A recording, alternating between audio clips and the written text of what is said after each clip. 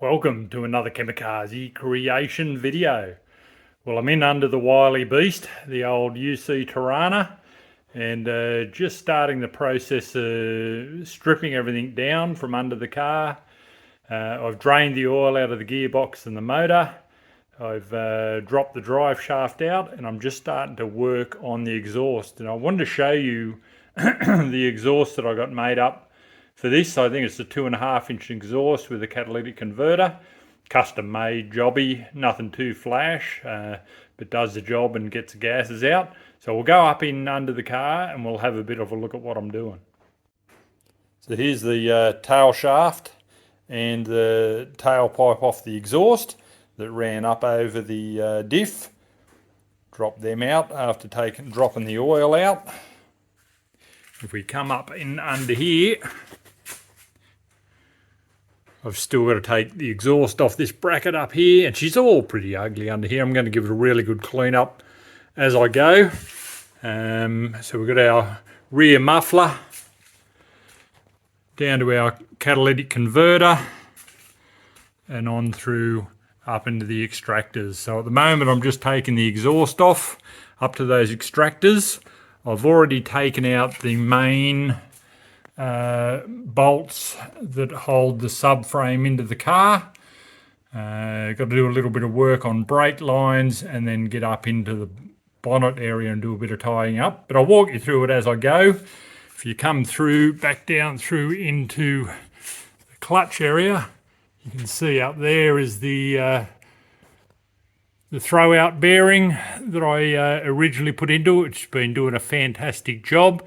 And when I drained the oil out of the gearbox, this is a Celica 5-speed, it was beautiful and clean, and should be really, it hasn't done a lot of work. But anyway, I'll walk you through. So to get that steering knuckle loose, I've had to drop the steering column and pull it back, but that's finally come loose. And in the new installation, I'm going to run a double knuckle instead of this flex plate. And I'm sure it'll be the reverse order, getting those knuckles on and then sliding the steering column down so it affixes to that spline down there. So I'll show you in the car. So as you can see, just dropped the 3 bolts out of the steering column. I haven't taken any of the bolts out of the firewall where the steering column fits in. I'll do that once I drop the whole assembly out. I didn't take the steering wheel off. That's probably a mistake, but because I've got nothing to pull on to release the spline in the steering wheel, but I reckon I'll work that out. And I've also just taken the gear knob off the gear stick, so hopefully that can slide out as well. So down underneath the car, I've rather than release the brake fluid, I will do that at some point in time. I decided just to drop the brake calipers off because they fix up into the main body of the car, obviously. And I've got the bolts wound back here, ready to drop the subframe. And down underneath it, I've released the cross member bolts off the gearbox. And I've got a couple of stands. I'll get around here. I've got a couple of stands. The trolley jack's up there holding the gearbox. And this is an old motorbike stand up under the sump and the subframe. So hopefully I can roll it out of the way once I'm ready to release, which is very soon. In the engine bay, heaps of wires to disconnect off the starter motor and off the alternator.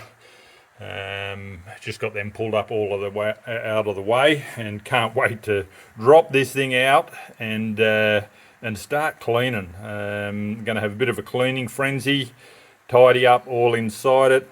It's going to be great. The process of putting it back together, that's what I enjoy, not necessarily the pulling it apart. So she's all detached, I think. Just about to hit the pulse button on the hoist and see if it comes apart.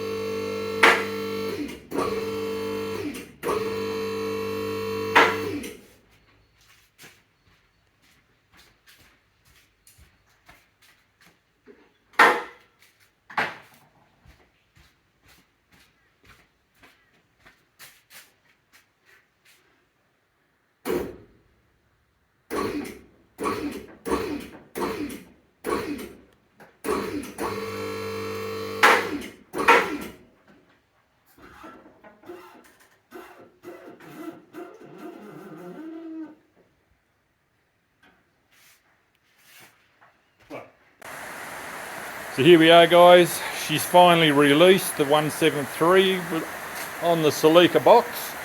A couple of things I didn't release was the Speedo cable, and this was my modification on the Celica box because it's a little bit longer to get the gear stick position right in the tunnel.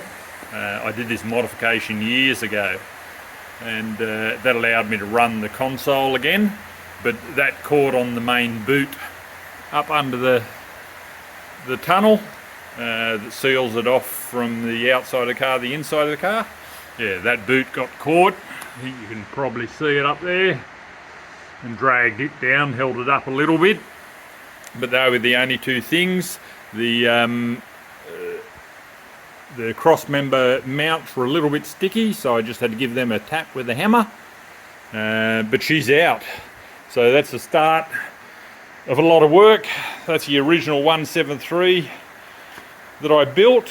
And I'm going to pull that apart, have a look inside it, give it a good clean up, and tidy it up as the original motor again. But won't be supercharged this time. She'll just be a stock standard 173, the matching motor for the car. So that's the process, guys. Really happy to be at that stage. So this is all the new gear I've just seen in previous videos, ready to go in. New steering column, new steering rack, completely renewed UC front end, new tough engine mounts, and it should be good. Can't wait to start cleaning it up and getting it ready for that new motor. Awesome stuff. So guys, it's a bit of a rainy day. I've put this off for way too long. It's good to have it finally dropped out of the car, and I can get in and have a bit of a look at tidying up the engine bay, the wheel arches, the underfloor, getting it all clean and tidy and ready for that new assembly to slip back in there. I was down at the engine builders the other day, and I know it's been a huge, long, drawn-out process. It's been about 18 months. We had a discussion the other day. But while I was down there, the new stainless steel valves turned up, and that's been the last hold-up on the motor. So hopefully I can get him a bit motivated and get him to put that motor together for me. But I've got a little bit to do on this front end, getting it all assembled and ready. So I can slip the motor in and then slip it back up in the car. Anyway guys, thanks for watching, take care, and bye for now.